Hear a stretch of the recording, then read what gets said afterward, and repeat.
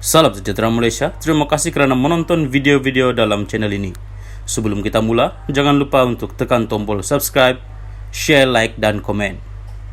Let's go! Salam sejahtera dan selamat petang kepada semua pendengar berita panas petang ini dipetik dari My Metro bertajuk dalam sebulan lagi, geng PN yang pertikai saya akan terduduk, Rafizi. Berita penuh, Putrajaya, biarpun menerima kecaman berikutan kenyataan nasihat kepada pengguna, Menteri Ekonomi Rafizi Ramli tidak takut dengan pandangan umum, sebaliknya yakin rakyat yang rasional akan mula memahami dan ikut serta apa yang disarankan.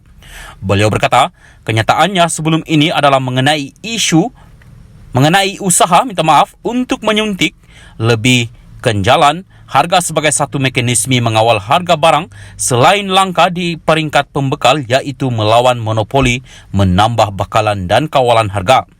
Kita juga perlu suntik ganjalan dalam permintaan sebagai satu lagi mekanisme kawalan harga.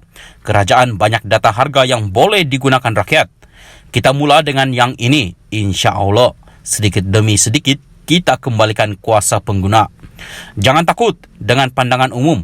Insya Allah, rakyat yang rasional akan mula memahami dan ikut serta, katanya menerusi Twitter hari ini. Rafizi berkata, beliau juga tidak pernah lari dari perkara kontroversi jika itu menyelesaikan masalah. Masa saya bercakap mengenai Datuk Seri Azmin Ali tahun 2016, penyokong PH Pakatan Harapan maki. Masa saya cakap PH perlu fokus menang lebih 80 kursi untuk jadi blok terbesar Mac 2022, semua gelak dekat saya. Soal harga pun sama, katanya. Beliau berkata, dalam sebulan lagi, geng Perikatan Nasional PN yang mempertikaikan semua itu akan terduduk. Sama macam yang terduduk soal lain yang asalnya kontroversi, tapi bila hujahnya dibentang satu persatu, rakyat yang cerdik faham, katanya. Jumaat lalu, Rafizi berkata, pengguna perlu berperanan menjadikan penawaran dan permintaan terhadap barangan lebih anjal, termasuk dengan tidak membeli produk yang dijual pada harga lebih mahal berbanding sebelum ini.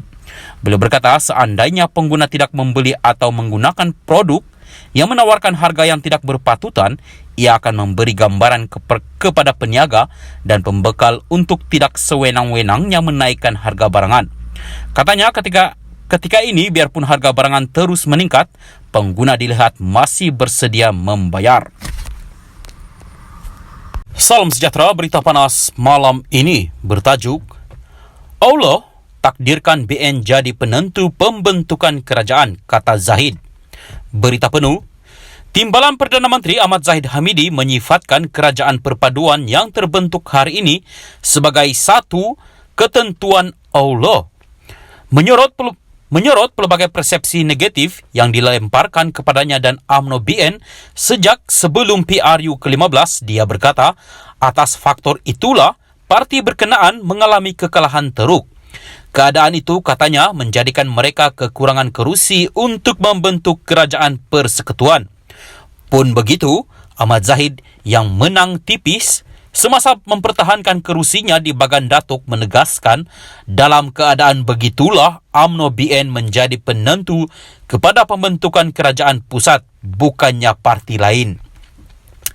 Tanpa kami sombong atau rasa berbesar hati, tapi kita BN telah tentukan bahawa tanpa 30 kerusi ini yang 82 PH takkan terbentuk kerajaan. Kita lihat, Allah tentukan bahawa 82 campur 30 cukuplah 112 kerusi minimum untuk kita bentuk kerajaan, katanya. Ahmad Zahid berkata demikian dalam ucapannya pada majlis makan tengah hari meraihkan pembentukan kerajaan di Shah Alam, Selangor hari ini. Tanpa pengurusi BN berkenaan, keadaan sama dapat dilihat apabila wujud kerjasama pelbagai parti termasuk dari Sabah dan Sarawak untuk membentuk kerajaan yang kukuh. Apabila undi di Dewan Rakyat cukup 148 kerusi itu untuk membentuk majoriti 2/3, katanya. Bagaimanapun, dia berkata, perbezaan politik dan kisah lalu membabitkan parti kerajaan perlu diketepikan demi menjaga kestabilan negara dan kebajikan rakyat selepas terbentuknya kerajaan. Bila dah kenal, dah jatuh cinta dan tidak ada lagi persepsi negatif. kami dalam UMNO dan BN tidak seburuk bagaimana gambaran diberikan.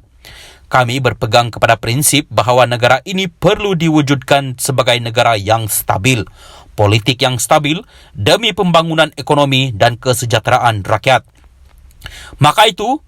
Maka soal itu jelas bagaimana untuk kita maju ke hadapan.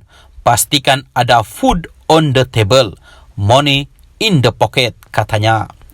Dia yang juga Presiden UMNO berkata, apabila semua perkara penting itu difahami, maka sebarang elemen perbezaan akan dapat diketepikan. Untuk mencapai objektif itu, tambahnya, Sekretariat Kerajaan Perpaduan dibentuk untuk meneliti setiap manifesto yang dikemukakan oleh parti dan mencari persamaan antara satu sama lain. Sementara itu, dalam perkembangan lain, Ahmad Zahid mengumumkan penubuhan jawatan kuasa pelaksanaan dan pemantauan kos sara hidup untuk mengatasi beban rakyat. Katanya dia diarahkan oleh Perdana Menteri Anwar Ibrahim untuk bekerjasama dengan pelbagai kementerian dan agensi bagi menubuhkan jawatan kuasa berkenaan. Saya telah bekerjasama dengan menteri-menteri tertentu yang menjaga portofolio mengenai kos sara hidup ini bersama-sama ketua-ketua setiausaha dan ketua pengarah, serta pegawai kanan lain untuk menangani permasalahan ini secara tuntas. Kita lihat dalam tempo sebulan ini juga, beberapa pengumuman dilakukan dan perubahan-perubahan diumumkan selepas setiap mesyuarat mingguan kabinet. Ia sudah tentu melegakan rakyat, katanya.